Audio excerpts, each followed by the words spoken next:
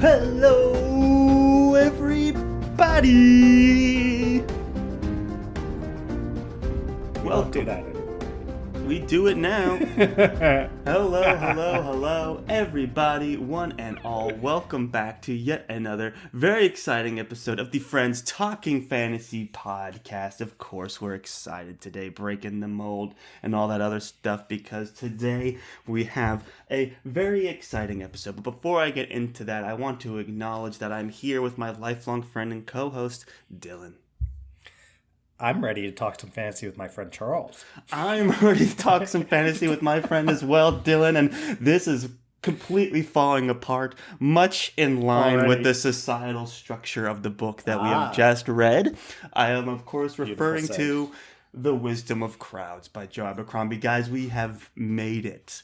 It has been over a year now since we began this journey with the First Law trilogy. We've read through and recorded discussions on all of those books. We did the standalones.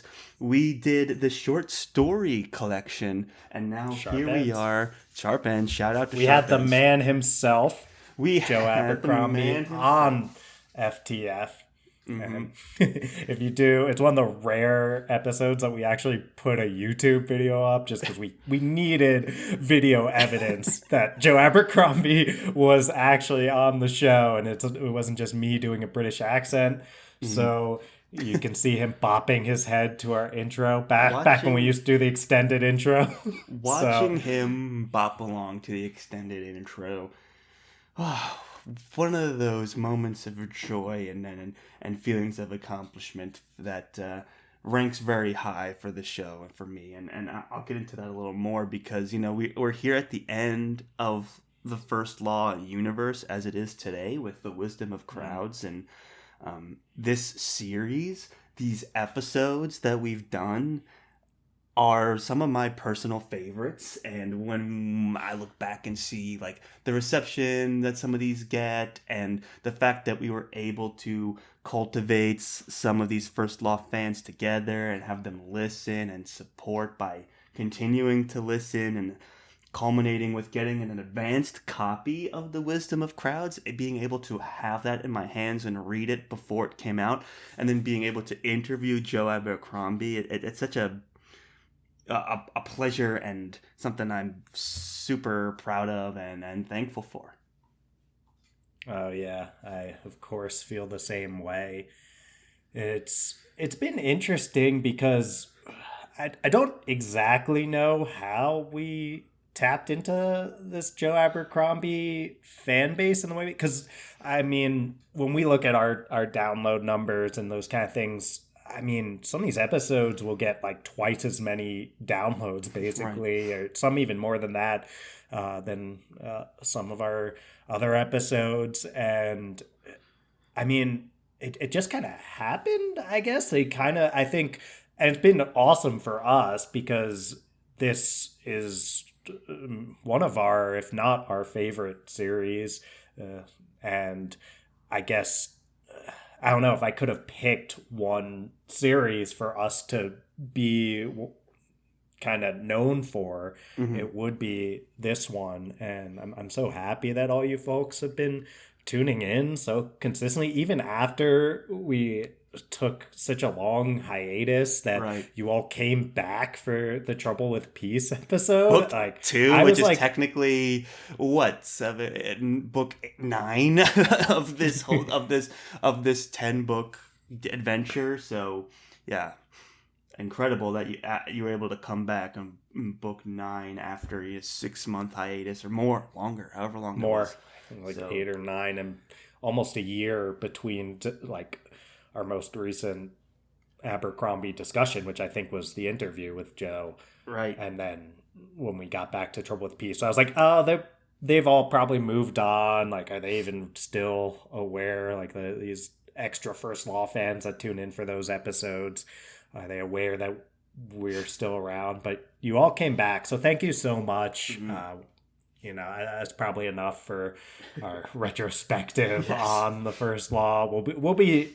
Don't worry, we'll still be having lots of conversations about the First Law universe, even though we're fully caught up here on FTF. Oh, yeah. And I'll say, too, this episode, Charles and I discussed doing a bit more of this, like, zoomed out discussion, bigger picture, than rather than getting into all the, like, little plot points in the way that we did in, like, the Trouble with Peace episode.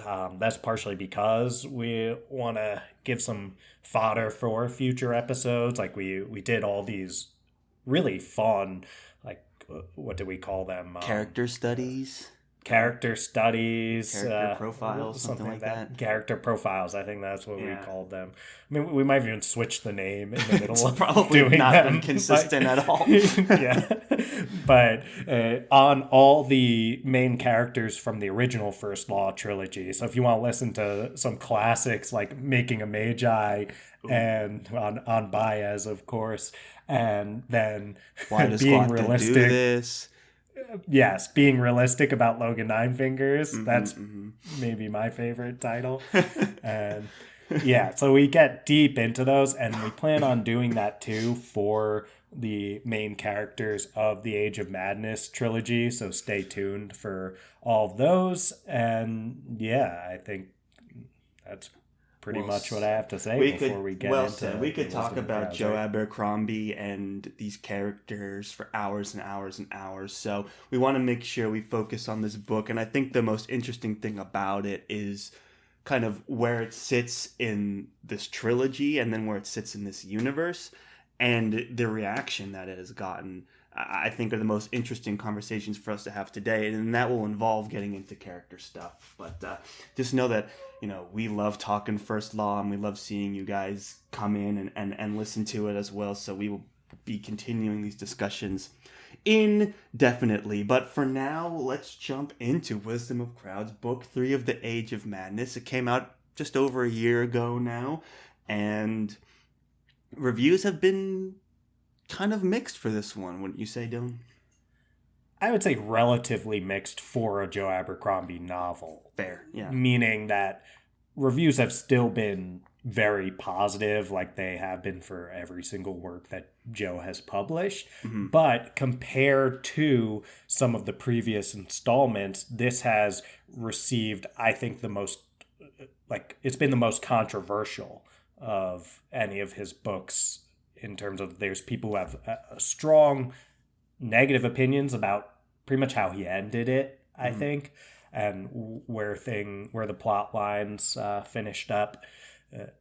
I think most of the people who have been most critical about it are actually the huge Joe Abercrombie fans who think like this was not his strongest effort. I don't know if it's effort is the right word. It's just, I think a lot of them felt disappointed where things, where things end up. Because I think the book is extremely well written. I don't see a lot of the like book is incredible. Yeah, I don't see a lot of critiques of like how well written the book was. More just where Joe decided to go, and we'll get into that more. Should I give the spoiler warning? Yeah, now, definitely Charles, give the spoiler warning, and I'll react to that.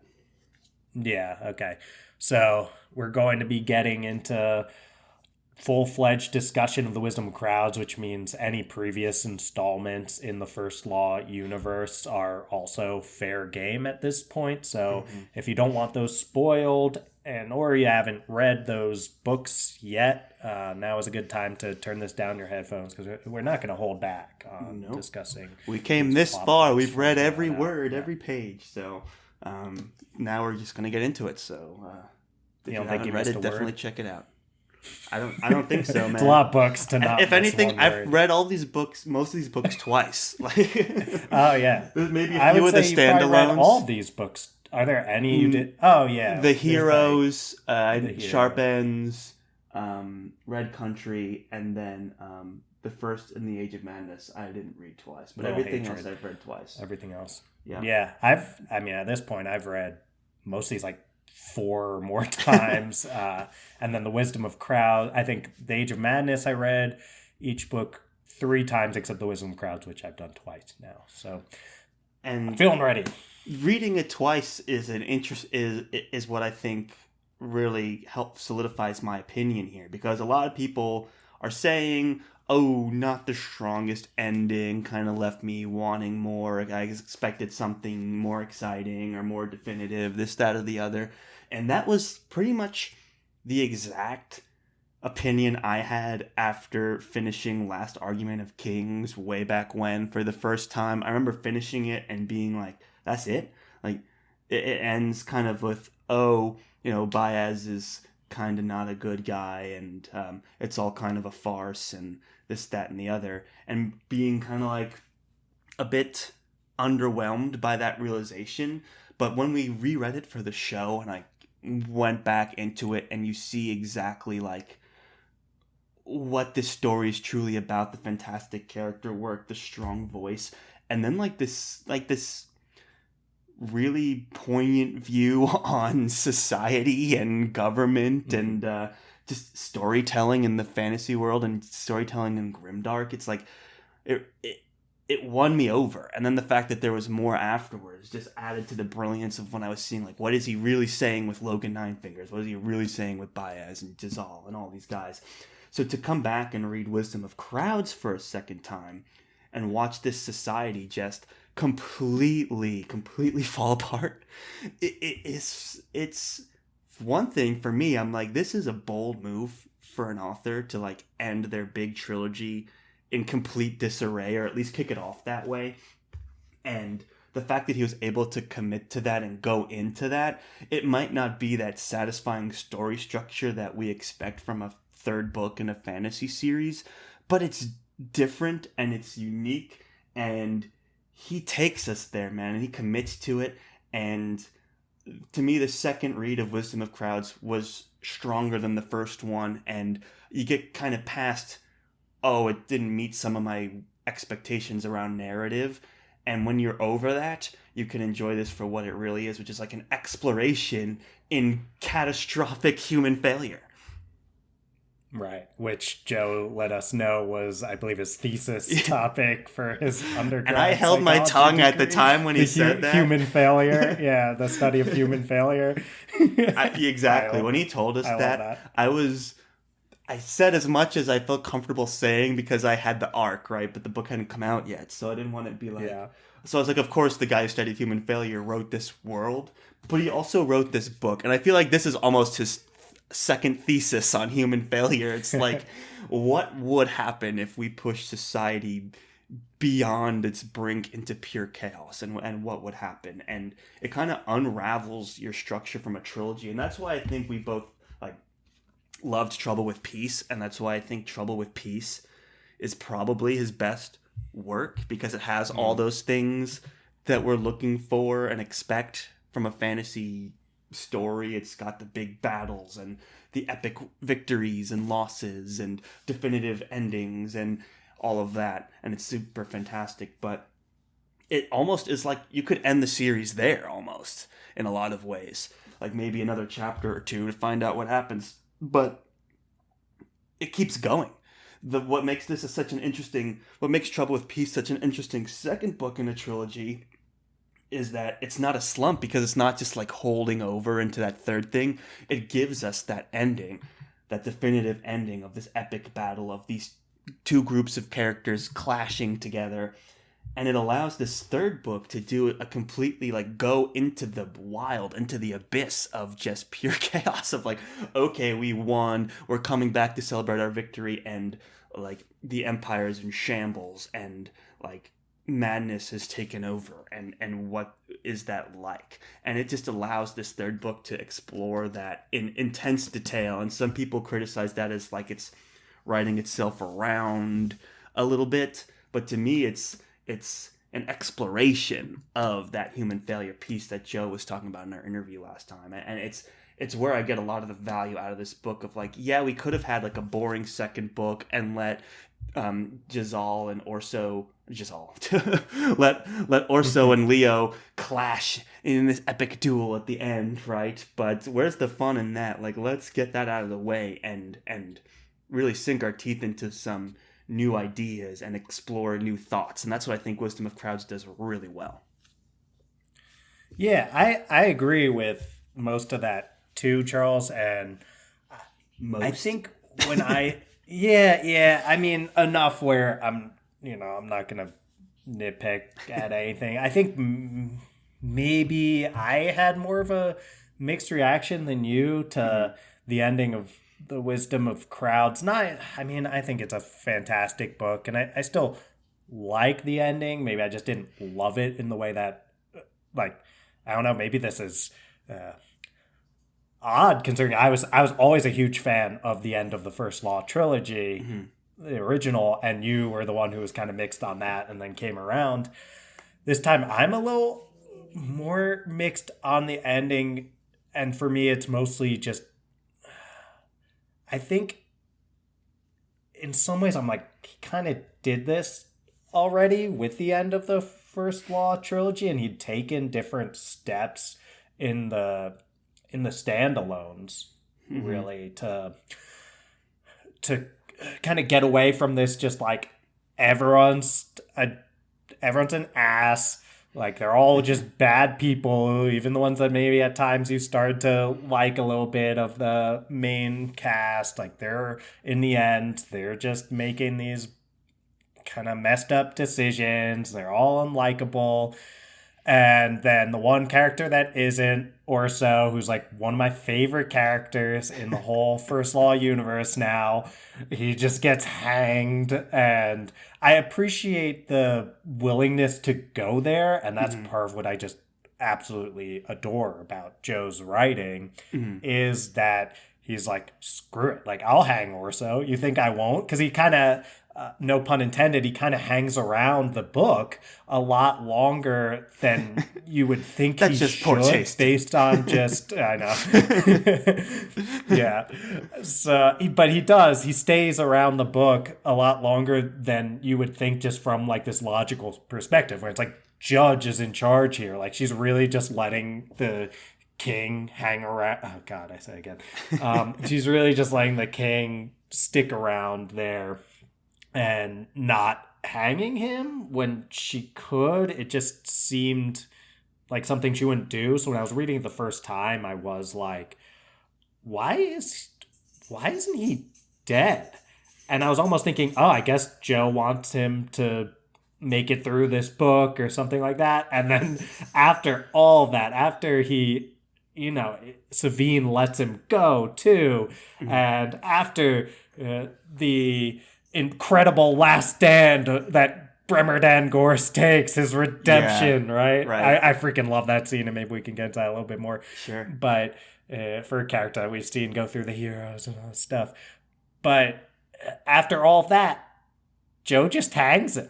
Yeah. And it's so, the injustice of it is maybe, I think, hit me harder and maybe worse than the injustice of any of the other characters' deaths. And we've had a lot of unjust deaths in Hmm.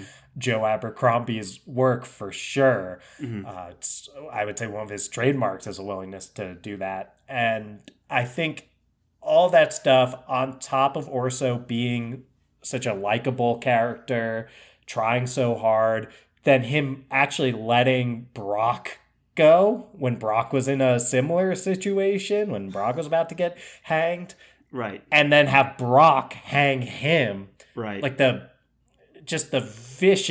vicious injustice of that, I think hits people hard, hit me hard. And I Hmm. even, we had on Instagram, we had a listener reach out when I said, I was like, oh, I'm rereading Wisdom of Crowds for this episode. She's like, how can you put yourself through that again? And uh, I was like, oh yeah, like it's a tough one. The ending can be pretty difficult. And she was just like, the Orso's death Yeah. just makes it so I couldn't go back yet. Yeah. And I felt some of that for Yeah. sure. Hmm.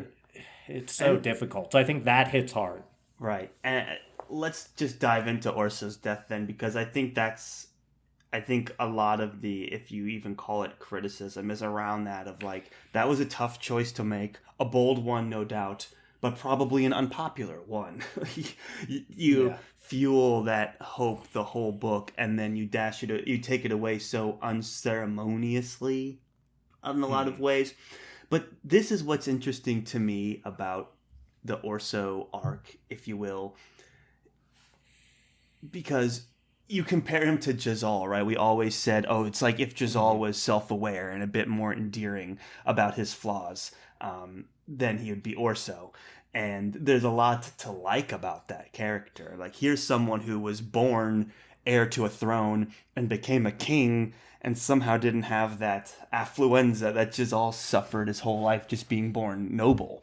So there's a lot you come to like about him, and he does a lot of really selfless things out of love for Savine, which we like letting her go, sparing Leo. He genuinely wants to make the world a better place. He's not even that against, he's not even that against the, what do they call it? I'm forgetting. Like this whole Age of Madness, the name of this whole Great thing. Change? The Great Change, thank you. The whole thing this book's about. The Great Change. Like, he's not even that, against it. I mean, I guess he's more, easy to accept it. And to me, it parallels really well with Ricka's character, right? Because to me, this whole series, if anyone personifies the progress that these two trilogies have made, that Age of Madness has made over the First Law. And you're talking about, didn't we do this already in the First Law trilogy? We did, but we didn't. So much of this trilogy was about generational mistakes and not learning or learning from the last generation and facing all of these things. And you see Leo make the same dang mistakes that the nobles did in the past generations, and he even has his mother begging him not to make these mistakes, and he does it anyway. So you have that kind of generational problems coming up over and over and over again, and you have even Broad, for example, making the same mistakes Logan did. He's a more explicitly obvious Logan. We actually see him be hypocritical and go that to struggle drinking. with trying to be a family man also is another and aspect lying to yourself, saying you're doing certain things Right. for certain reasons when you're clearly he's just more an self-aware alcoholic. than Logan Exactly because of that, and the narrative kind of exposes him more explicitly than it ever dared to do with Logan. It was very committed to Logan not even realizing that he is that person, where it's very obvious with Broad. So there's these kind of repeats, but it brings me back, Dylan, to when you made this point talking in the Glocta character profile, actually, where you're it's these little moments, these little breakthrough moments that happen with every cycle that mean everything. And when I look at the breakthrough moments of this trilogy, it's kind of to me, it comes down to Ricka, right? This whole idea of making your heart a stone. I think Ricka and Orso, the fact that they were together at the end and they had this, their philosophies are very similar in a lot of ways, and they're both really nice people and caring people. But the Ricka difference is that she sees that inner self and pushes herself to make the harder choices, right? That idea of making your heart a stone. And she sells Orso out. Not because she likes Leo more, but because it's what resolve peace for her people the fastest and put her resolve to the Great Change and put Leo on the top. And that's a hard, unpopular decision to make. But what I think is the breakthrough in this trilogy is that she's able to recognize that choice, make it anyway, and not lose herself. So that in the end of this book, and I do really... Does she not lose herself? She doesn't, and I'll tell you why. I really like the ending, where she has the vision, and she chooses...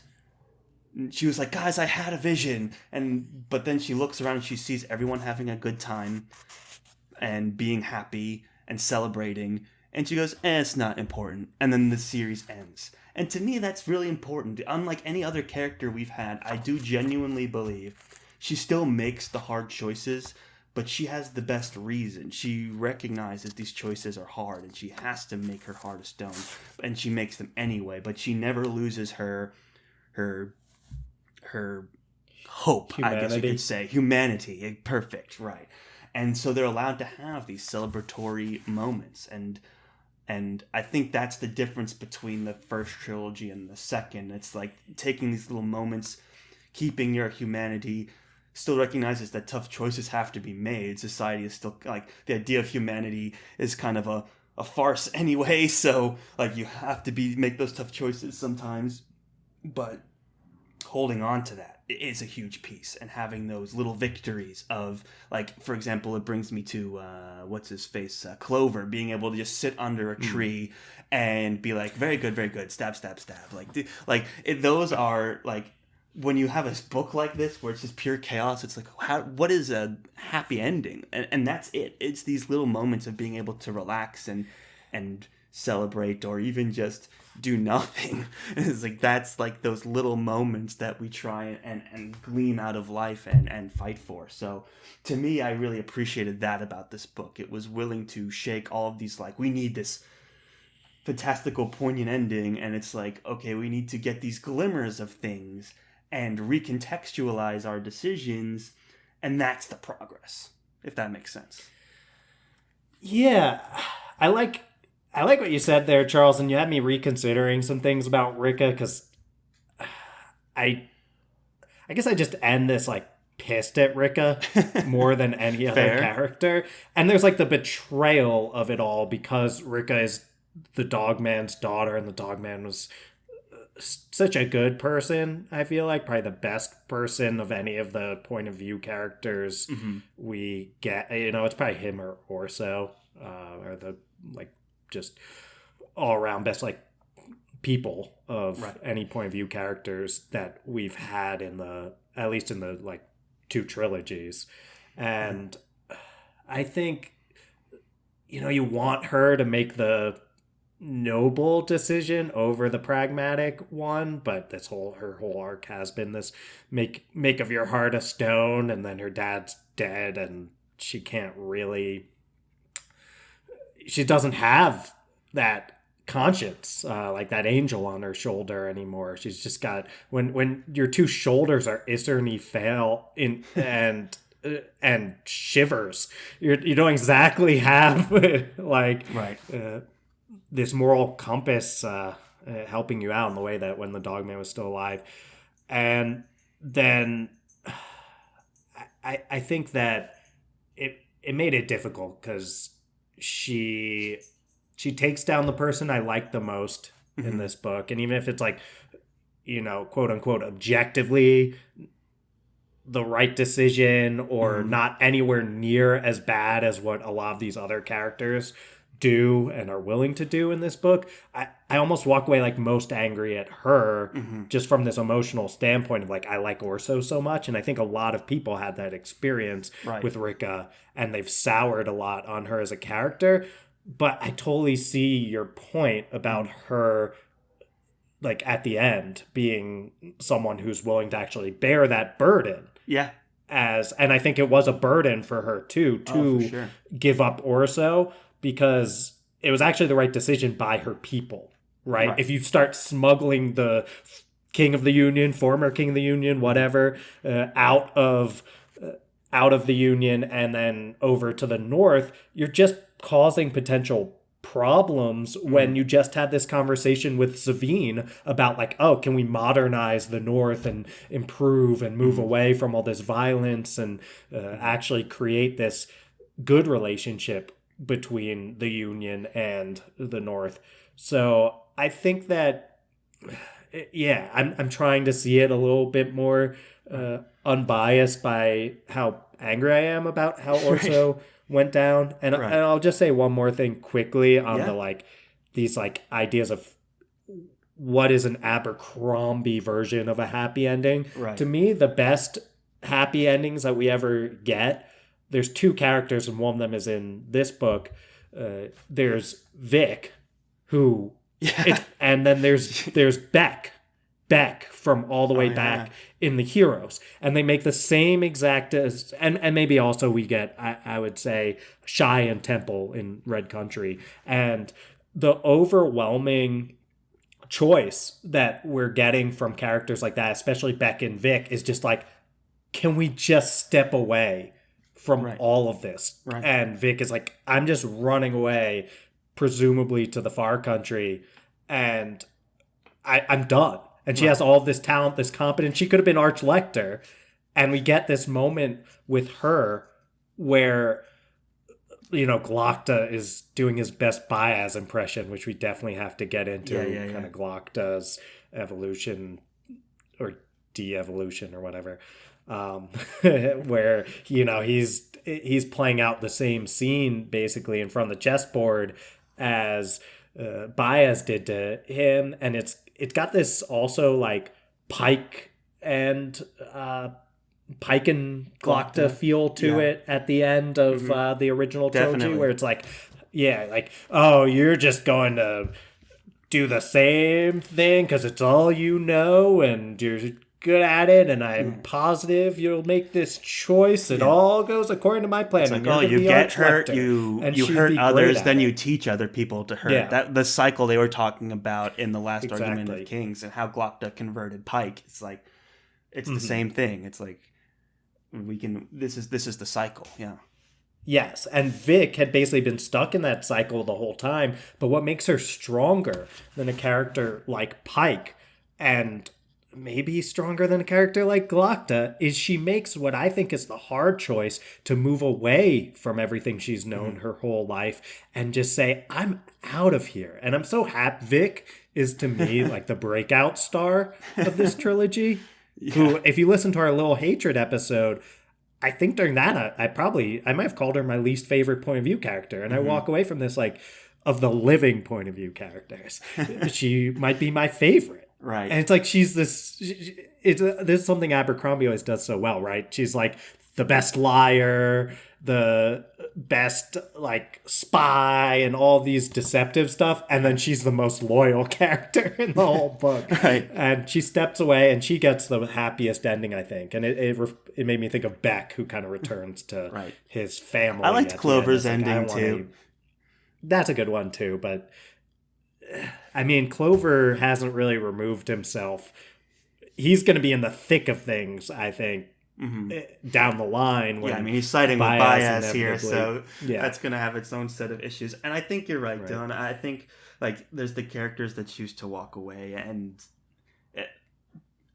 what I love about Abercrombie's work in a lot of ways, beyond just his characters and his insane voice, which is he's only perfected in this trilogy. Like his every page in this just explodes with color and voice and character and like such a joy. But to me, what I like about him is how challenging his work can be, and how that kind of parallels the challenges that he puts his characters through, and what he thinks his philosophies are, and the challenges of being a leader. Because, look, you want to unite the North? You can't do that and be a good person. You can't do that and be a bad person. Like, think of Stour Nightfall. Like, he's just killing people Black Dow. Killing people left and right. Well, Black Dow was closer because at least he was clever, right? But he was better than Stour. But Calder is probably the best leader the North has had in a long time. Obviously, he was he wasn't the leader in name, but everyone knew who the brains behind that operation was. Right. And I would say the best leader, because I don't think Calder is like this bad person. And he probably would have succeeded if like Stour Nightfall didn't go rogue sometimes, and all these other things. If the Dogman hadn't died, like spoiled his son, that was like he was a worse dad than he was a leader in terms of spoiling the kid. So when you're talking about like exploring this idea of like, oh, do you throw yourself into this like power grab, this world of government, or do you walk away? I think there's characters that just have chosen to walk away, and that's very noble. But then there's characters that choose to play. And it's like, all right, if you're going to play, like, how do you do something like unite the North? How do you become king? And there's good ways and there's bad ways. And, like, he explores them all in a very understated way. And to me, someone like Rika is able to succeed because when this idea of making your heart of stone, making these hard choices, you make them anyway, even if you maybe love the person or it makes you uncomfortable or it's way out of your comfort zone. You have to do it. Or maybe it's risky or bold or daring. You have to do it. And I think that's the key differentiator that makes Rika's character so good and what still holds her in my eye. It's like, yeah, she united the North, and the only reason she was able to do that was because she was able to make unpopular choices in the right moment. Like, she didn't let the moment pass, and she didn't and that's another theme also, like seizing the moment, which a lot of the characters do in this book in different ways. That's Clover's Clover, but motto, also Leo, right?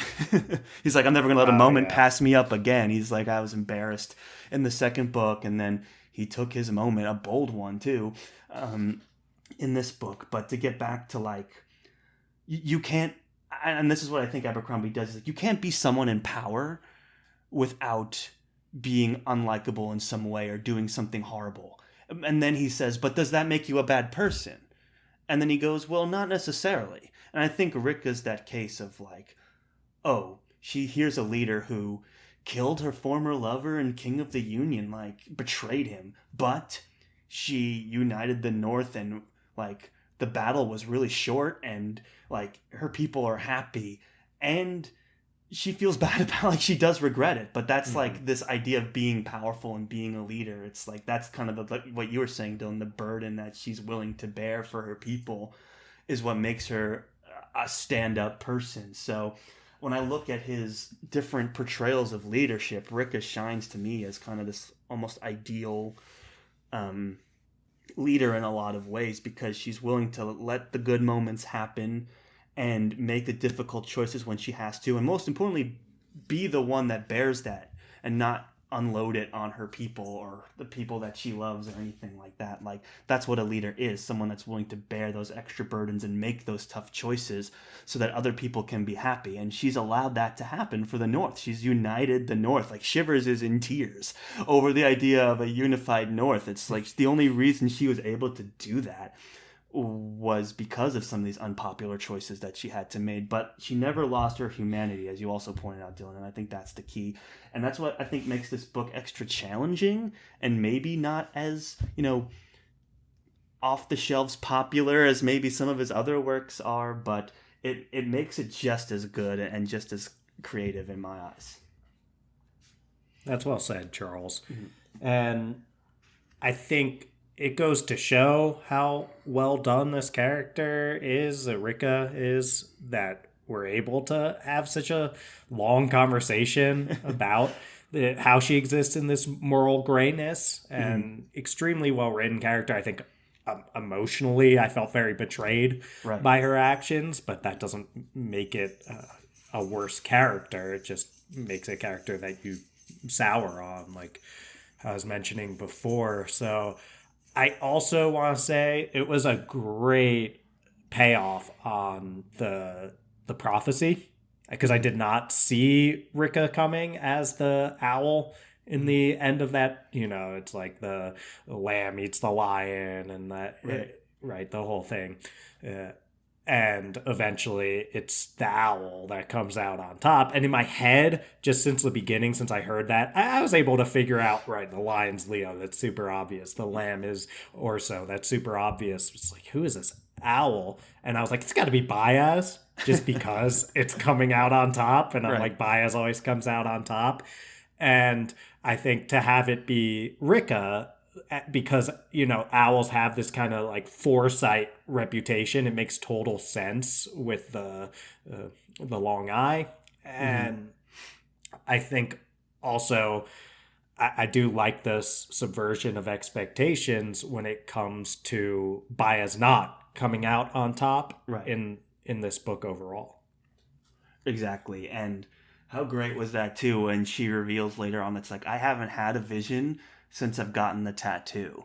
But like there's I think it's Shivers that says, no strength like looking weak, or no greater freedom than being underestimated, which is a philosophy I love too. And Rico's willing to sit. I think is that a Cloverism, the probably Clover one? And Tully, like they all have a version of that. Right. I know Shivers says Clover something Tully like that at one point. Parallels are always fun. Right. It's also not too dissimilar from Tunny, Lies Tunny. of Loch Lamora. Yeah, Tunny. Did I say Tully? Tunny? Yeah. But yeah, this idea of thriving in being underestimated, right? So she was willing to do that for herself, like embrace both the positives of people thinking you're psychic and be like, oh, stay away from water, you. And then like now it's like people believe you and they have that extra confidence in you because they think you can see the future when you haven't been able to for a long time. And then also people thinking that she's just this silly girl who inherited her father's kingdom and is like losing all of her friends and doesn't know what she's doing and is very chaotic and unstable. Meanwhile, she's plotting a surprise attack, right? So she's willing to live in that world. And like, oh, she's like a wild, kind of savage, crazy person. You never know what she's going to do. She'll like lean into that, but she's very calculated and very deliberate with everything that she does. And she's willing to let some of those negative perceptions of herself exist so that she can come back and undermine them and surprise them later on. So huge fan of Ricka, especially in this book. I think this is her book, man. Like, there's so much here that I really like about her as a leader coming through in this. And that idea of like, sure, she was unpopular, and like I still haven't forgiven her for what she did to Orso. Still haven't forgiven Joe for what he did to Orso. But you understand. We'd have to take that up with him if we get it back at some point. But I have this one quote about Orso. I think we're moving past it, but I want to make sure we say it before we go. And this was something I picked up on the second read through. And I was like, Joe, you sneaky bastard. And it's a scene between Judge and Leo, and they're talking about like what's the end game for all of this. And I read this and I was like, how's no one talking about this quote? I'm like, my jaw dropped. And so Judge goes, and again, keep in mind, Joe's voice is just never ending and so amazing as I read this. And it's like, I could easily just keep reading it. I was cracking up the whole time when I was going back to type it into the notes. But have you ever read one of Swarbrick's books? And then Leo would have rather drunk Swarbrick's piss. It's like, I'm not much of a reader. And then Judge goes, you should. They got me through some hard times. The last chapter is the sentimental farewell. But the climax of the story is a little bit before. The danger, the excitement, the triumph. You see, putting King Orso on trial, she shrugged her bony shoulders high. The last chapter, it has to be done, but it'll get no one's juices flowing, eh, Broad? Broad stayed silent. And it's like this incredible thing. Like, he knew, right? He knew he was going to go into uncharted territory, and he knew he was going to do something that people were going to be like, what? Like, where's the exciting ending? And like, where's the climax? He's like, it's inevitable. It has to happen. It's going to happen. And like, what can we do with that in this story getting up to that point? So when you see this idea of like, it has to be done, it'll get no one's juices flowing, like, it's acknowledged. Like, he didn't do that thinking we would be like, best ending ever, oh my god.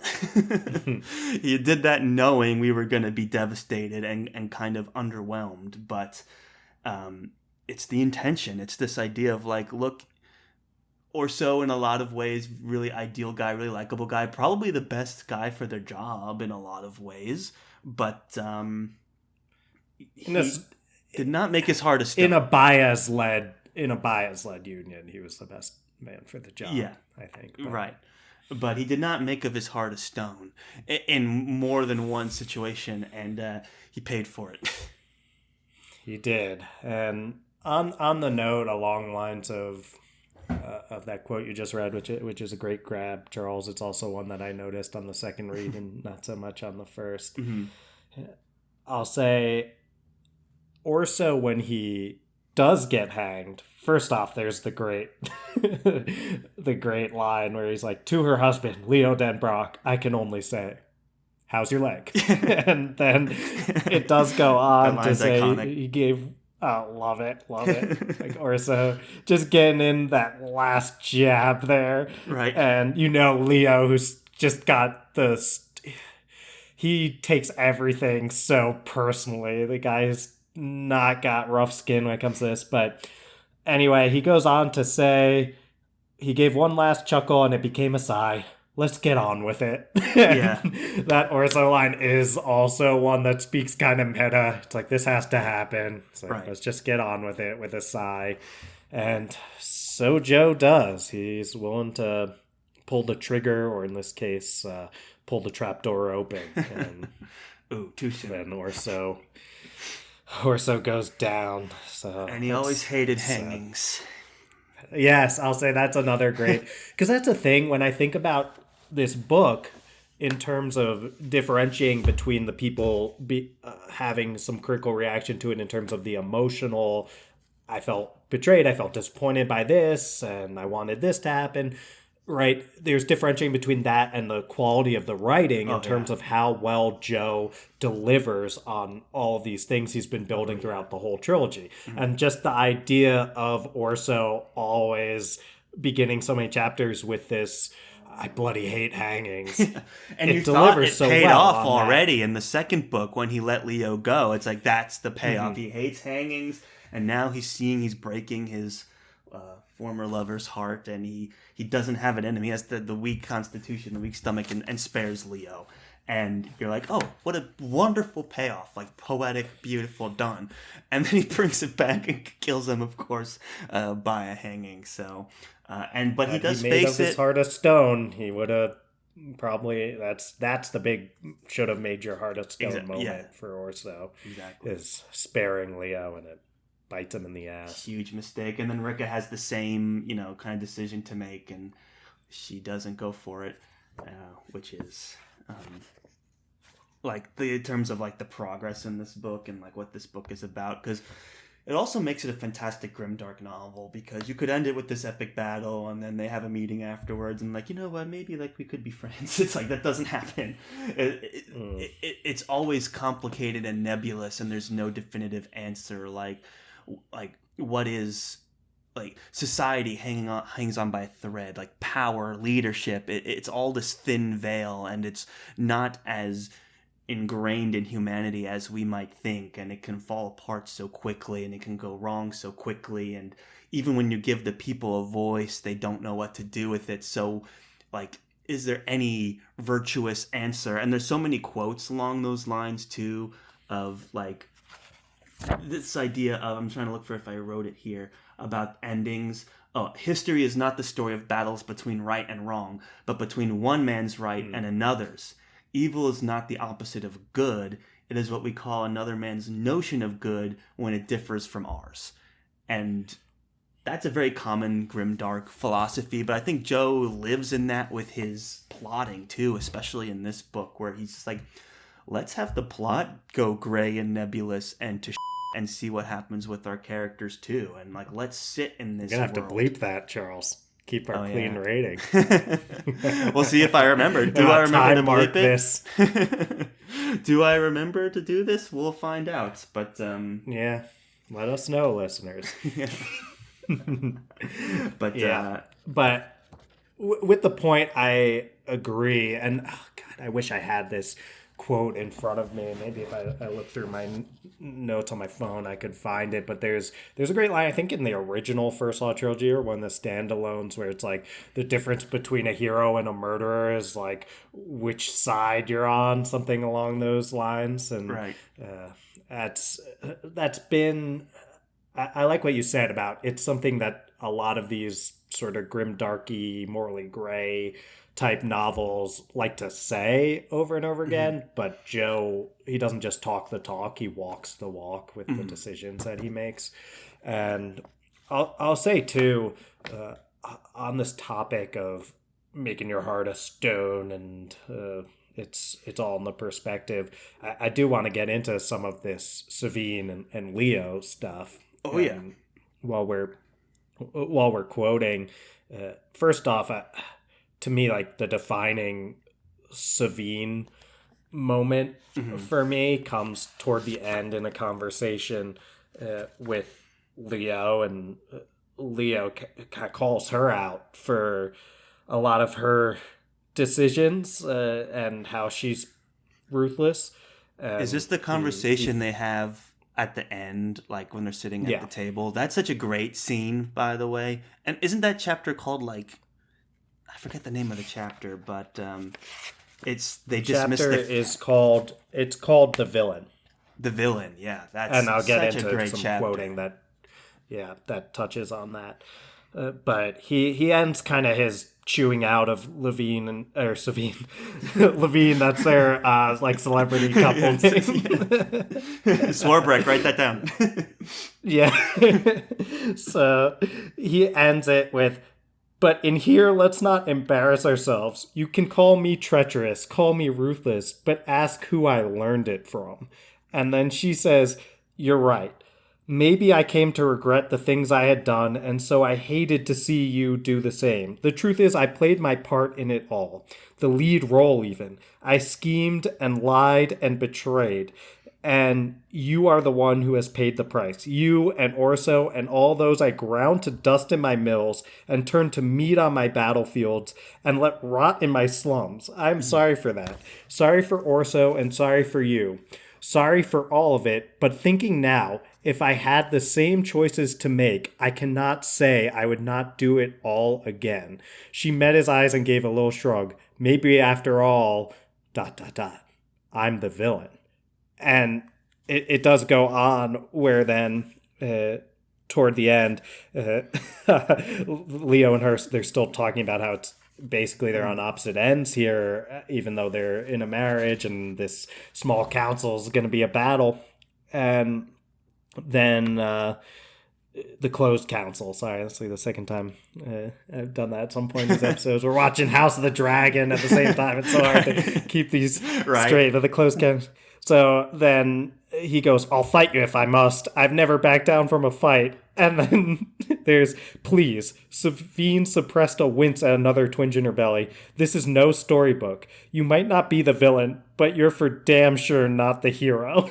And I just love that exchange. That's like one of the shining moments of the book, and a great way to kind of put a bow on this.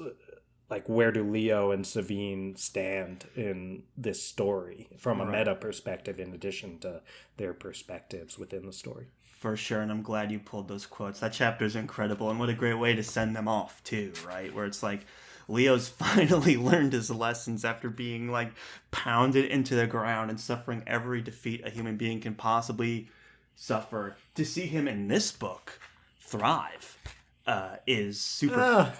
Well, in terms of his power grab, he thrives. Psychologically, emotionally, the guy degrades and he ends it still miserable. Right. So right. He ends it miserable, but he learns how to play the game and he succeeds at the highest degree, which, for better or worse, you could talk to. It's kind of funny. There's the quote of Savine, like, hearing a now handicapped Leo, like, approaching her, and she sat in silence as he limped out, teeth gritted, clip tap grunt, click tap grunt. Oh, God. That mixture of cunning, ruthlessness, burning ambition, and constant pain was far from unfamiliar. She had heard it said that every woman ends up marrying her father. Until that moment, she had always imagined herself the exception. Which is like... And beautiful from Joe. It's just such a chef's kiss moment when you take a character. Remember Leo in A Little Hatred when we're getting introduced to him? And the idea that Joe could masterfully and believably take him from that. He was like riding on horseback, charging essentially into battle, killing people. To being a character that reminds us so much of Glocta is incredible, and goes to show Abercrombie's character writing is just at another level from just about anyone in this genre. And that being said, it's so almost obvious that progression could take place because a young Leo is so much like a young Glocta. Right. It's actually a very similar evolution, but we just wouldn't, reading A Little Hatred, we wouldn't have predicted that. And then the idea on top of that to have Savine marry him and just be like, oh my God. And that like click tap, right? It's like, it is just so well written to be like, oh, he's making the same noises as he walks that Glocta used to make. That was the callback from the first book, right? The clip tap grunt thing is a callback to the original trilogy. So that is also what puts that cherry on top, makes it that chef's kiss moment, is invoking that. And I mean, Abercrombie's a genius in repetition and getting his catchphrases out. You know, he uses repetition and callbacks beautifully. more masterfully than any other author in the game. It's like, man, more authors should be repetitive, like Joe More is. authors should be repetitive. Well, It's a repetitive delicate balance. like Joe, I mean, right? Because, like you yes. said, it's repetitive in all the right ways, right? Like we recognize the catchphrases, the "make your heart of stone, make your heart of stone, make your heart of stone," but every time she says it, it's couched in a different reality and in a different decision that she has to make. It means something different every time, so that's why it's not like, oh, she's not just saying, did I do that? Like, again, it's like, it's you know. Did I do that? Urkel. Yeah. Or you got it, dude. It's not like everyone claps afterwards. It's BoJack Horseman. That's too much, man. Exactly. Right? That's Doggy, but, what now? So I think that's really well said, Charles, about the repetition. And we even get those moments where people are like, can never have too many knives. And you can see how these things have passed down from Logan's days, just word of mouth. Mm-hmm. And those are really rewarding for the longtime readers who've been through all of these books all the way through. And I think that's something worth talking about as well, Charles, is we get asked sometimes, like, oh, can I start with The Age of Madness? Can I just pick up a standalone? And of course, the answer is yes, you can. But there's so much that is going to be lost on you that because Abercrombie has this restraint in addition to his willingness to make these callbacks, because it's not like, we're talking about the green dress incident in House of the Dragon where it's for anyone who's not watching House of the Dragon, it's just this moment where something is very explicitly stated that they basically explained a metaphor in in the dialogue explicitly. Yes. And it's not that difficult of a metaphor to pick up on. No. And then in the after the episode thing that they do, they were like, well, we said it explicitly, but we're not too sure. It'll be interesting to see how many viewers actually pick up on this. It's like everyone because you said it. But anyway, yeah, Joe has so much respect for the reader and their intelligence and ability to pick up on things. And at the same time, he's doing all of these callbacks. And I think just in those moments where things are repeated, in the moments where it's... even the decision to have Glokta in the end kind of pull a Baez and have they depend so much because Glokta is kind of a secondary character in this whole series and kind of disappears for this whole book. And I just can't imagine that ending being anywhere near as rewarding as it is. How could it be? Because Glokta kind of realizes he's like the only one besides maybe Baez and one or two other people that recognize the bigger stage that power's being played on in this world, right? He's the only one really that recognizes like, oh, Baez and Khalul and Eaters and like that high level of knowledge. And he's the only one kind of playing on that stage. So if you hadn't known that and seen that, these moments at the end where he is able to defeat Baez it's, while still it could be fun, I could imagine it just wouldn't have that punch that it does. Like I was really impressed with that scene, and I really enjoyed it. Where it's like, yeah, Glokta, go get him, Glokta! Like you've got your Eaters now. What a great moment that was. Oh, I see you. You have a face. Yeah, well, it's so interesting. Okay, this is. Let's get in it. We actually differ here. Again, incredible scene, great payoff. But I was like, Glokta, you put everyone through the great change? Mm-hmm. It's like, that is horrible. It's arguably worse than what Baez did in the original First Law trilogy. Mm-hmm. Like, Baez leveled the city, but that was like one go, and it was all messed up, of course. But, I mean, Glokta put them through, I don't know the exact timeline, but it's got to be like months of absolute chaos and so much death and mass murder just so he could be like, and now I'm biased. It's like by the end. Oh yeah, this is gonna maybe be a controversial take, and I'm not sure I actually believe it, but just where I was emotionally at the end, I was like, I'm rooting for Baez in the next round. I never ever thought I'd say that, but again, Right. the genius of Joe Abercrombie's character writing and plotting, it's like just feel like I don't know. Glocta did some of the most unforgivable stuff and maybe worse than what Bias was doing. And I just felt so angry, especially about Orso's death and all that. I'm like, I don't know. I'm like, Team Bias, Team Hildy, like she's awesome. And team this little Calder, half Calder, half Stour with all the best parts of both that Yeah. we've got training under Clover. And Yeah, that was a good I don't scene know, when just Rika go was get him chopping next Calder's time. head off, and it's like she's like, "And your line ends here," and he's like, "Well, you don't see everything, do you?" You know, like right before he got his head chopped off, you're like, "Ooh, spooky." So that was fun. But Calder gets a good end then, I feel yeah, like, because he does kind of get that last word in. he does like, "Oh, I see you now. You're not totally truthful. You don't see everything." You know, that's such a great way to go out. But to get back to your point about Glock, Yeah, can I say one more thing? yeah, And then, please do. is the other payoff that I feel like you can't get at all if you just start with Age of Madness is like Baez as a character in this series. All we really get is told, not shown, Mm-hmm, how powerful and Machiavellian and evil he is. mm-hmm, Right?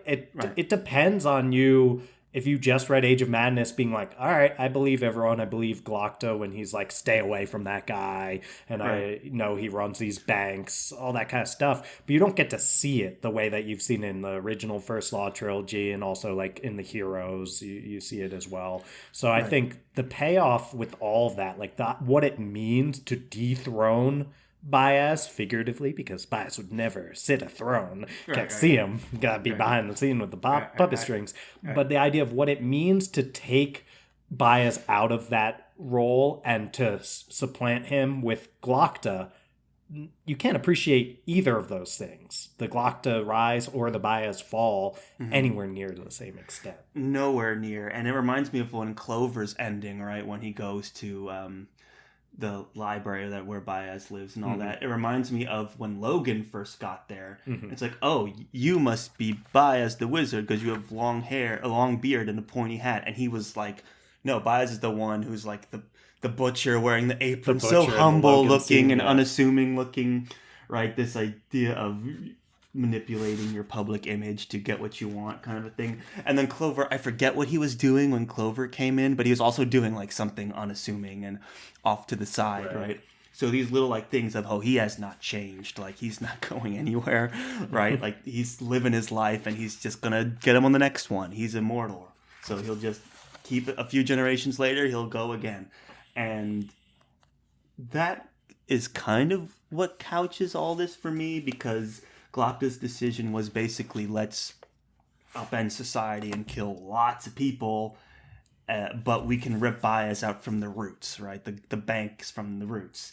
And it's hard to tell at this stage if he's doing what Rick is doing just on the next level, right? Because he's playing the chess, he's playing 4D chess, and Rick is playing 3D chess, right? So it's like that's kind of like the difference here. So like, is he doing the 4D chess version of what Rick is doing, where he's making these unpopular decisions, he's making sacrifices for a happier future, or is he gonna fall down that same rabbit hole? And I'm not entirely convinced. I mean, yes, it was a crazy thing that he did to kick off the Great Change, but you have to ask yourself, how else are you going to get Baez out of here? Here's a guy with unchecked power who can live forever, and he's got this society hopelessly entangled in his clutches.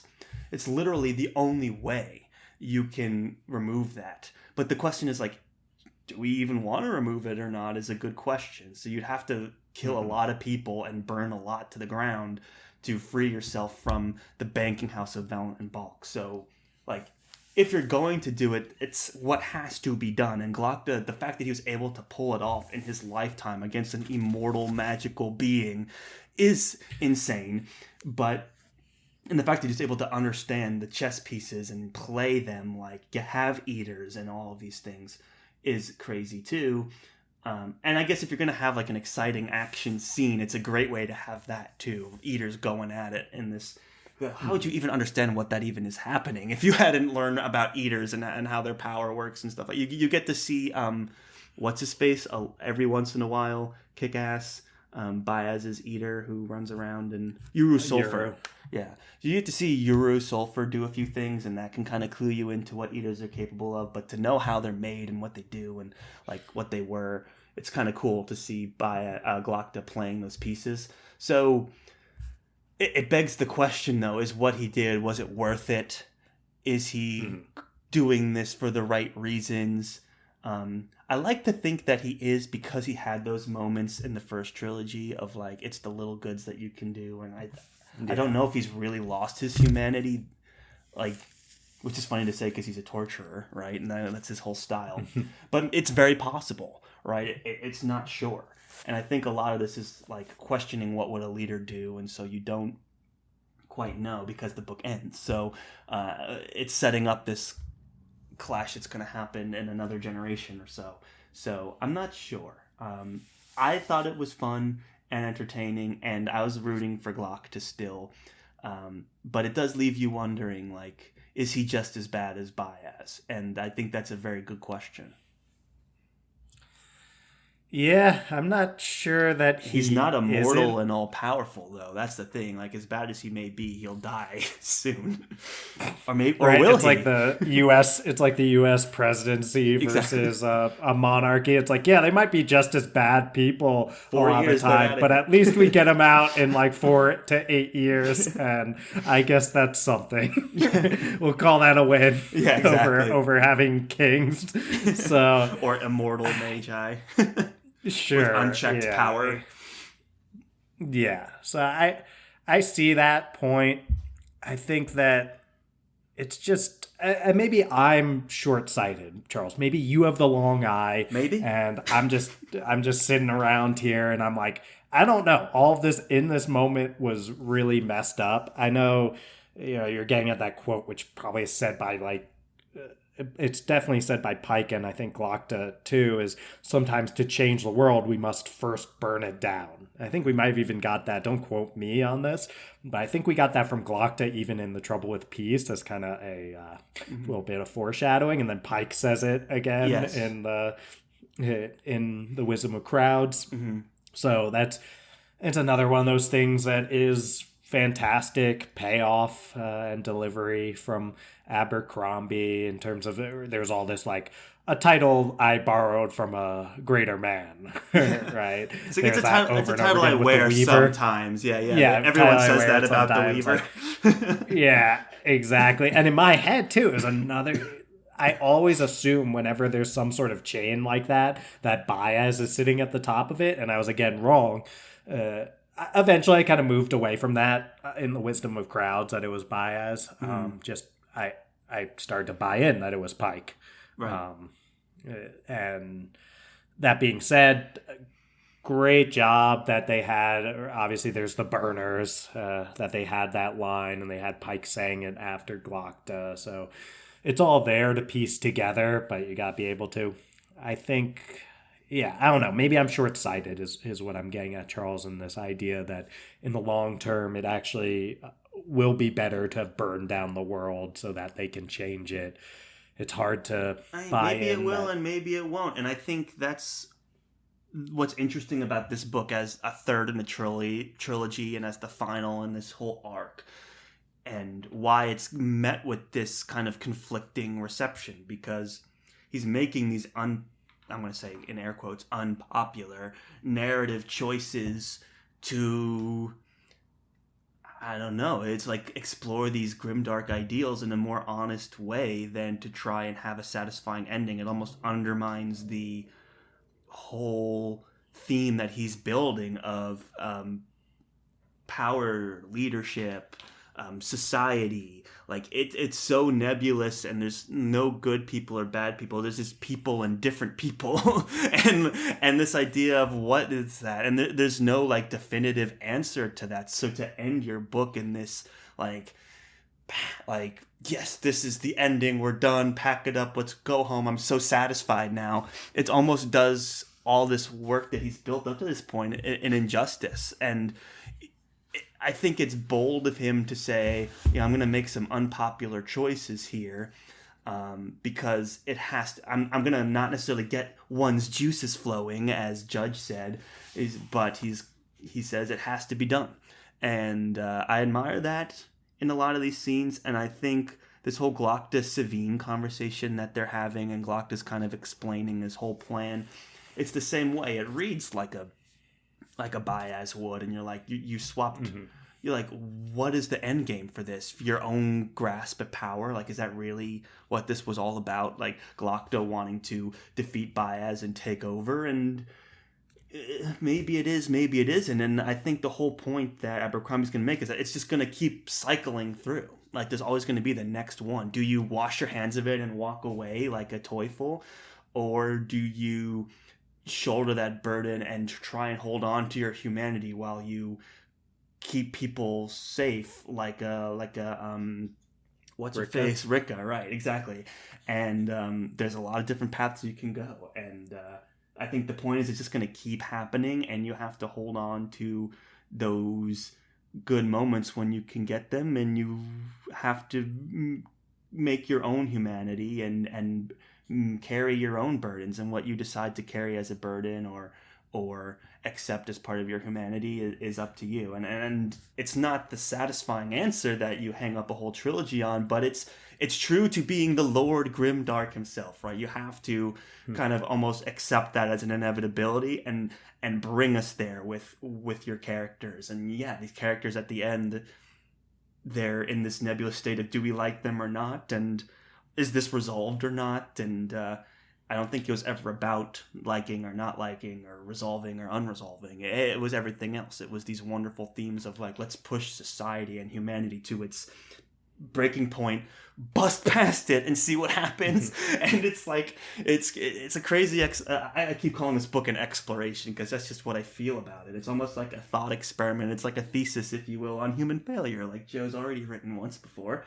And to me, that's how it stands out. And I almost appreciate that more than if we got like the classic third book, like fantastic twist in the climax, and then a strong resolution that everyone likes and is happy about. It's like, I feel like the nature of Grimdark is maybe everyone shouldn't like this terrific ending at the end. It's like, leave us kind of conflicted and leave us with something to talk about and think through, and then read it again and kind of recontextualize some of these scenes and talk through it and be challenged. Like, it's not super popular. Like, I don't love being challenged, but I appreciate it so much as part of the reading experience, and then part of our experience of being able to talk about it is there is enough here to talk through, instead of like, oh, that ending was so awesome, the way he like set up that reveal and then it paid off and then it was this huge battle and then they won and you're like, nice.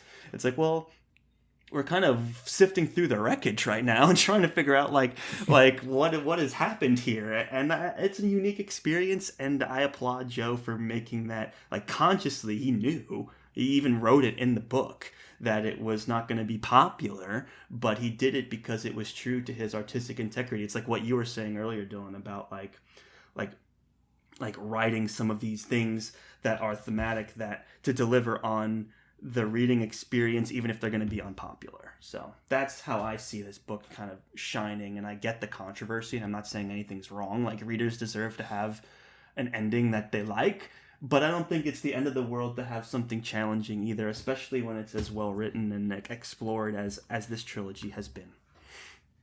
For sure. I love where you're going with the idea of being challenged as a reader and how it invites these conversations. It's why it makes the First Law conversations probably my favorite that we have on our podcast, is because there's so much, you like to say, Charles, like meat on the bones here to explore, which I think of when we're having that conversation of, is Glokta like Baez? Is he worse than Baez? Is he better than Baez? Is what he did worth it?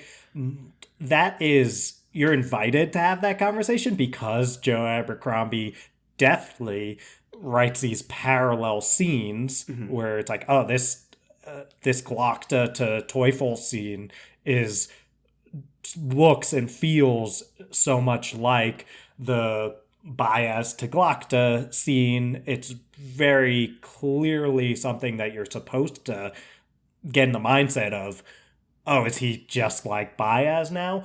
But we don't get these moments where he tries to tell you how to think about, right? We don't get this, you're worse than Baez, from some sort of like voice that we're supposed to take as gospel, right? Because we could get that. And Abercrombie has these beautiful moments like in the original First Law trilogy where it's like Black Dow tells Logan, like, you're worse than me, but it's also coming from Black Dow, who's like, should we take anything that this clear villain says seriously?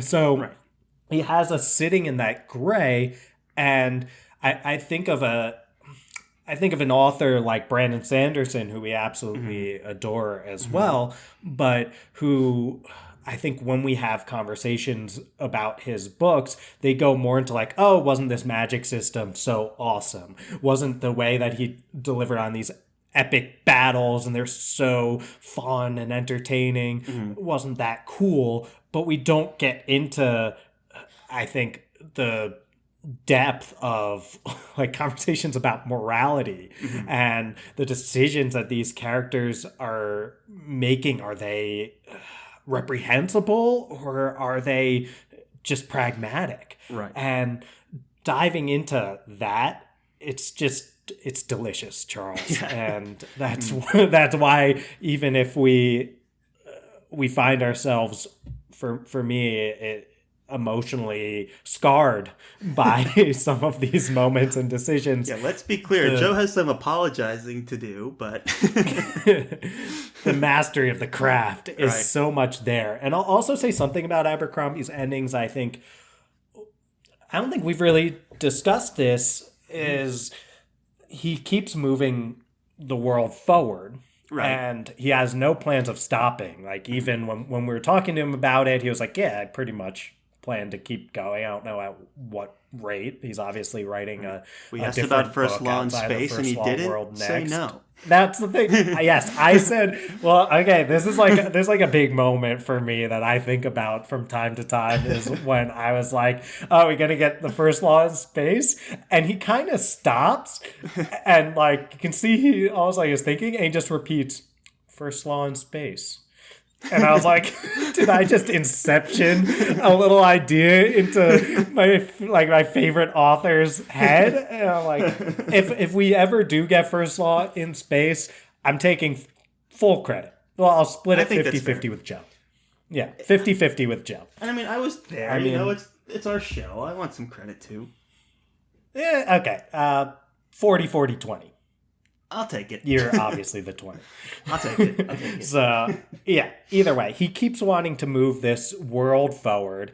And what he does with these ambiguous endings that don't tie everything up neatly is the conflict is still there when he jumps into the next book. Even, and especially if he jumps forward in time some, there's even more time for all this stuff to broil and come to the surface. So even something like what we get with Savine and Leo toward the end there, where it's like, oh, this isn't like they both got on the same page now and they'll rule this country together. It's like there's still so much conflict to dive into there, and we're not going to get a repeat in point of views. I don't think Abercrombie has never done that. I think outside of maybe Sharp Ends, I think he's never, he's jumped into short stories, I think, that are... Has he even done that? In Sharp Ends, I don't think so. I feel like there was So has he not ever repeated a point of view? That's a good question. Let us know. Because, I mean, no one in this new trilogy is a It would point be of view either from the like the original little first law. people, and Sharp Ends may have had a repeat Sure, somewhere. a real but main like, point of view. yeah, I mean. narrative POV between the trilogies and the standalones. I don't think There's no so. duplicates in the trilogies for sure, and I'm just trying to think. I don't think, right? Who would it be outside of like a little people or whatever? I. Oh, you know what? I think we get a repeat of like Craw, Kernan Craw in. Oh, we we get might him in actually. Sharp Ends, and we get him in the Heroes. So I think that actually. What a random character I feel like to be the one that repeats. That's a good but I piece of think that's first law accurate, trilogy. right? We get this like battle. I don't remember which one. Get like there's a skirmish with like a witch and stuff in Sharp Ends. It's just one of those short stories. It's not one that stands out particularly, but I'm pretty confident it's a Craw POV. So I don't remember. Either way, we're far away. But in terms of the actual novels, not the short stories, I think we've never had a repeat point of view. So I would be absolutely shocked if we get a repeat point of view later on. And where I was going with that is just a lot of these things are going to be happening more in the background. If we maybe we'll get a repeat Hildy because she was in one of the Little People chapters. Oh, true. And she might be a POV in the future because she's part of that. She was the one doing all the finances for Baez. So right. Does Hildy Den Valent or Hildy Den Bulk sound better to you, Charles? Oh, that's a great question. I love that scene. So I mean Baez, we need more Baez in the next if we get another trilogy. I would love a Baez POV, but it would almost like ruin the magic. No point of view. I think the only, and I've heard Joe talk about this at some point, the only, maybe even in our interview, because I think we did talk about this with him. Yeah, I'm citing us on this one. I think that he said he's thought about like a short story from Baez's point of view at some point, but I don't think we should ever get him as a point of view in any of the main novels. I kind of do remember just because asking him you don't about want to that. see behind the curtain on that. It's the beauty of Baez is you never know what this guy is plotting or conniving. So yeah, I don't think we'll get repeat point views. I hope we got Hildy would be a great one, and it's set up extremely. I loved her as a character. She's great. It's like adorable, her relationship with Orso. I agree, and it speaks to Orso's ability to like make meaningful relationships and friends. Like he was able to unite people in just a very unique way with Tunny and Hildy, and even won Vic and Teufel over with his charm and charisma. So it's like, come on. She was like tearing up. Yeah. During one of those interactions with Orso. So, it's for all those reasons. Those relationships are special. So for her to have that perspective and then be trained by Baez, like what kind of duality that might bring out in a human being, I don't know. But and she's like, I'm going to take vengeance on these people. Yeah. Was how she left with Orso. So she's, and that's the thing. I like Hildy so much. That's part of why I feel like I'm like, I don't want to say I'm Team Baez. That just sounds so horrible. You don't want to be Team Baez, No, I'm not Team Baez, but why I sympathize with the Baez side of this in a way I never would have expected by the end is I like Hildy. Even Calder's secret son here is kind of an interesting fellow. I mean, it's mysterious. I like this. Yeah, I like this idea that he kind of just picks up on all these things that Stour was just not getting through Stour's head, and all these. It's like he's almost the antithesis of so much of what this series represents, which is character's inability to learn from the mistakes of the past and actually take in these lessons, having to make the mistakes themselves. Where now we've got this one character where Clover, who actually is weirdly a bastion of wisdom. He really is, when because he's always going through, and he does this with I don't know if we I'm sure we get a name, but I'm blanking on it, for Calder's other son, where he's like, oh, have you heard of all these heroes of old? It's like, let's talk about, it's like, you heard of the Bloody Nine, Logan Nine Fingers? Have you heard of Black Dow? Right? He goes through all these big names. The guy's like, yeah. And then he's like, what do they have in common? And the guy's just like, dead. And it's like, yep. And it's like, and I think he does say, like, the great leveler is coming for us all. That's what the kid says. And he's like, well, you want to, like, race toward him with your pants down? Or you want to, like, like go a while before that happens? And it's like, the kid's like, yeah, that makes sense. And he's just taking in these lessons from all these fallen, quote unquote, heroes. I love how Clover just instantly warms up to him, because the kid is just silent and then answers like, and he's just like, they're all dead. And he's like, brilliant, perfect, you're doing great. And he's like, stab. But somehow like, Stour couldn't. And Stour couldn't take in that lesson. So no, it's learn the hard way. Yeah. And and that was an interesting thing too with Clover. Like, oh, you were handed everything, including your name and this, that, and the other, and from the last book, and he's like, now and you squandered it, and now we've like the people that he kind of like that wisdom he has of like earning your name and doing all that, and then still being like wanting to live in obscurity, is an interesting combination for Clover's character. And I just love the end where he's just like giving instruction to the kid without even looking at him, and he's like lounging under a tree and like about to take a nap. He's like, that's good, just like that, you're doing great. Like, you're not even looking. Is such a great peaceful end for Clover. And R.I.P. Wonderful, by the way. I still think about that sometimes. Oh yeah, that is the ending of A Little Hatred is freaking amazing. Right? I mean, and the Jezal death is, I mean, that's a tough one. But I mean, he foreshadowed that one. I mean, we talked about this in A Little Hatred episode, because when I picked out when we were rereading the original trilogy, and in Last Argument of Kings, he foreshadowed the Jezal dying in his bed with a quote from Baez to Jezal. In that one, I talk about that delivery. I picked up on that one, having already read A Little Hatred when we did that. So yeah, Little Hatred, fantastic ending, and fantastic. Poor Wonderful. And poor Wonderful. And it comes back to that other theme of like seizing your moment.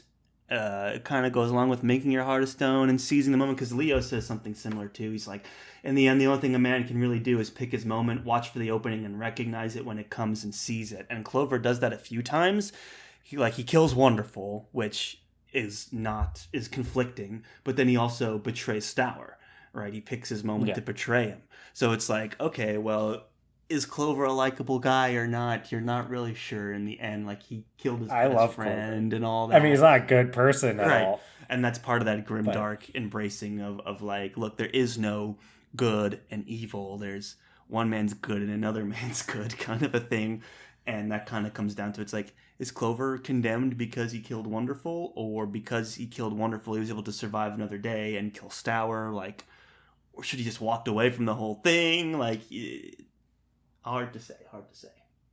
So I love the interaction between him and Rika, where she's like, after she's won, she's like, I don't know what to do with you, Clover. It's like, I've had people who've done like good things for me. I've had people who've done bad things to me, and like, never have I had someone who has done so many of both.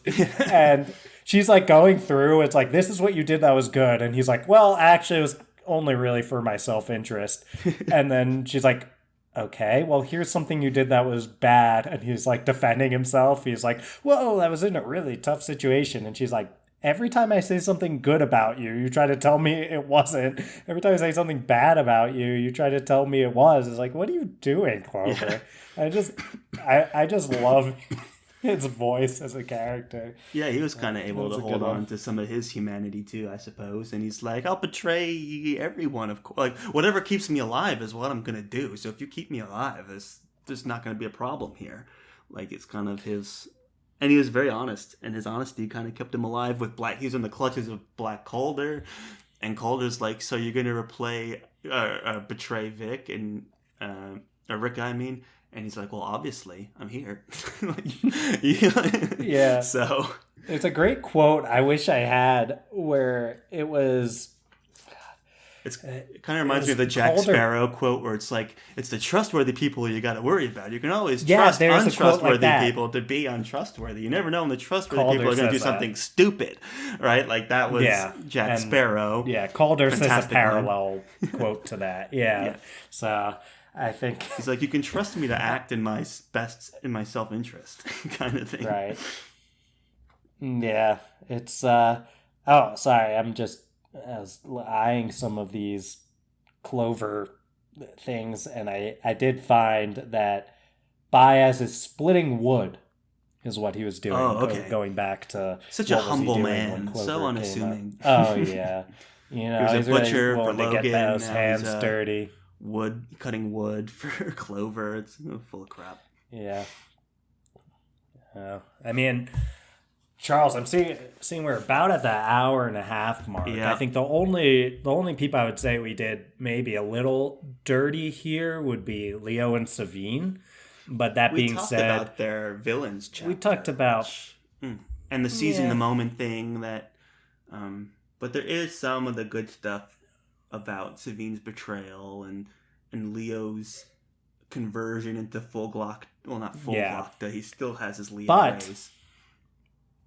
those are absolutely fantastic material for us to get deep into in our character profiles that we'll inevitably do for both of them. Inevitably. So I don't feel too bad. No. And We said at the I- beginning we weren't going to get into everything. It's impossible. Yeah. I like where we did go, just talking about this book as it stands amongst Abercrombie's work and like weaving in a lot of the main themes for the ending of all these characters into that. Like I think we did the right thing.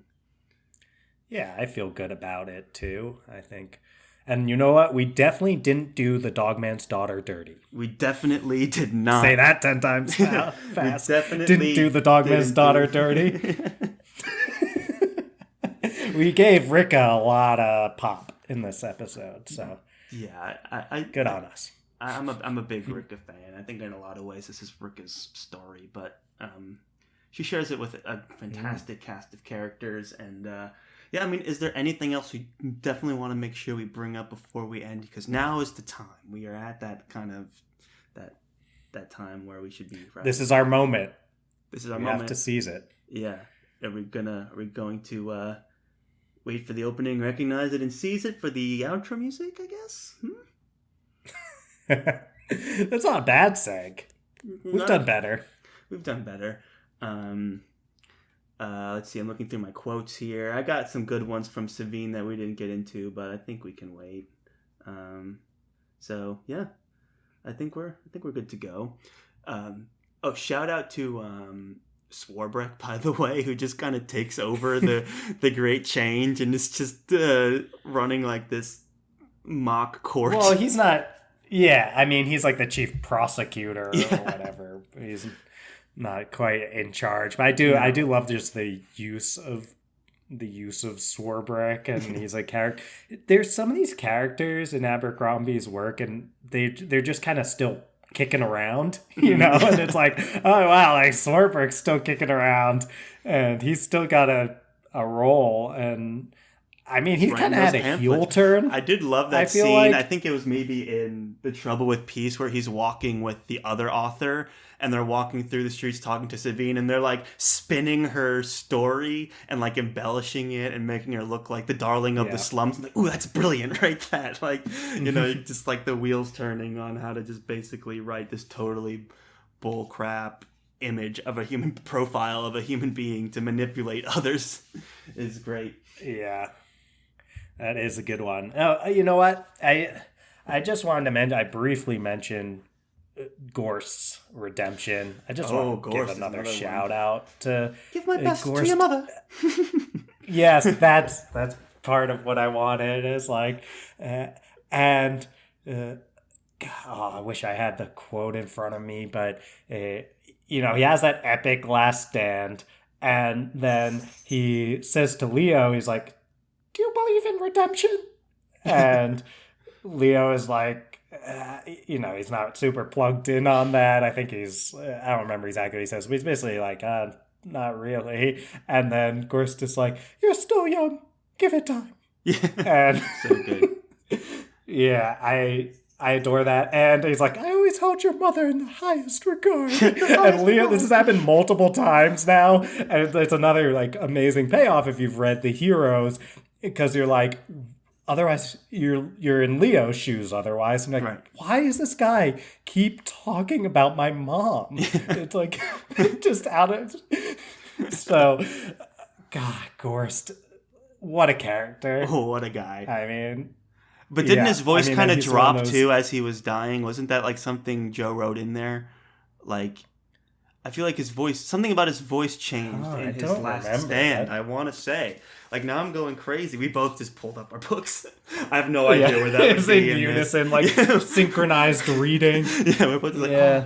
I kind of want to say his voice, something uncharacteristic happened to Glocta's that would voice in be- his final moments. You mean Gorst? Yeah, Gorst. Yeah, voice Gorst. Glocta. Oh shoot, yeah. Gorst's voice. I do want to say that happened, like, as he was dying, because his body was shutting down, I guess. And he was able to have that one moment of... Because he was always insecure about his voice and all that, as we know from The Heroes. I just don't Yeah, I mean, it wasn't just like an internal insecurity. It was something every single person who heard him talk comments on. Right, And- right. I just wish I could remember if that really was what happened. I want to say it was. I'm not clever enough to think that for myself, so Abercrombie must have written it. I'm just shocked I wouldn't, because I don't remember it. Maybe I just kind of dismissed it or overlooked the idea that that would be part of the redemption. It's like Gorst finally, his voice finally dropped. Right. But he's, I mean, one of my favorite characters, I think. Right. We'll have to correct we'll have to find the scene and tweet about it later, right? Because that's definitely something I want to know the answer to. And our listeners, we've kept them on the hook for long enough, I think. So tune in to our social media channels to find out if we were right about this whole Glocta voice dropping and his final moments scene was true or not. Glocta again. Oh, Gorst, sorry. I think. I probably did. Gorst. You doing okay, Charles? Doing great. I just think I've, kind of ran my course here. I'm only good for about an hour and 15 minutes, so we're way past that. But anything else, Dylan, before we play this sweet outro music? Not that I can think of, Charles. I think it's time to play that sweet, sweet outro music. Let's get that sweet, sweet outro music pumping. Thank you, everyone, one and all, for listening to yet another very exciting episode of the Friends Talking Fantasy Podcast. If you like what you heard today, let us know over on social media. That's at the FTF Podcast on Instagram and at the FTF Podcast with the number 1 at the end on Twitter. We really appreciate all the support you guys are showing us over there. And Dylan, if they like what they heard today and they want to support the show even more, what can they do? Toss 5 stars to our podcast. And that is super easy to do over on Spotify. That's where we're getting most of our listeners at this point. So just 2 clicks away over at the top of our Friends Talking Fantasy feed on Apple Podcasts. You can also rate and leave a review if you're so inclined. But just listening is more than enough. Thank you so much for doing that. And Charles, I'm like right here. I found on it. I'm like, you found it? it. Oh my god, wow. This is I was like, breaking wow, we news, were both everybody. so caught up on This the is- Gorse thing that we were like, Okay. we instantly went back to it. I'm here too. Here we go. The I'm going to read chapter's it. called Redemption. I'm going to read it. Here we go, guys. This is a FTF exclusive, except it's not. There was a red stain across Gorst's eye above the flat bow bolt, but the other one rolled up towards Leo. It seemed, somehow, he still had that smile. Do you believe? His voice sounded much like anyone else's. Whispering, in Redemption, Whoa. Leo says, I don't effing care. And he says, you're young, give it time. So there you go. His voice sounding much His voice like sounded anyone much like else's. anyone else's. Okay, well that's Charles. That I What a overlooked that relief. for sure. Oh yeah, I mean that's great, and another beautiful Abercrombie moment to throw that in. It's subtle, and I overlooked it. So, yeah, another beautiful Abercrombie moment, and I like to think that us getting to discuss the wisdom of crowds was a beautiful Abercrombie moment in itself. So, thanks so much for tuning in, everyone, and I'm sure Charles wants to give his wonderful tagline here. Yes. Thank you all so much for listening. We made it to the end, guys, over a year and 10 books later, and we've reached it. But we've got more coming, and you know what? Just listening is more than enough. Thank you all so much for your support. We greatly appreciate it. And as always, go forth and conquer, friends.